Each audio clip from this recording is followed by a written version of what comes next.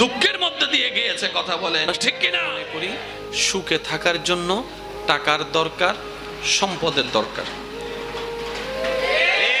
সুন্দর একটা জীবনের জন্য টাকার দরকার, সম্পদের দরকার, বাড়ির দরকার, গাড়ির দরকার। এবার সেই জিনিস অর্জন করার জন্য যা যেমনে পারে তেমনি ইনকাম করা শুরু করছে। কিন্তু বড় মজার বিষয় কি জানেন? একটা সময় গিয়ে ওই সম্পত্তিটাই তার দুঃখের কারণ হয়ে যায়। ছেলে মেয়ে পর্যন্ত মা বাবাকে ঘর থেকে বের করে দিচ্ছে এই সম্পত্তির কারণে। তখন বাবা চিন্তা করে, কিরে এই সম্পত্তি আমি কামাইছি তো সুখে থাকার জন্য,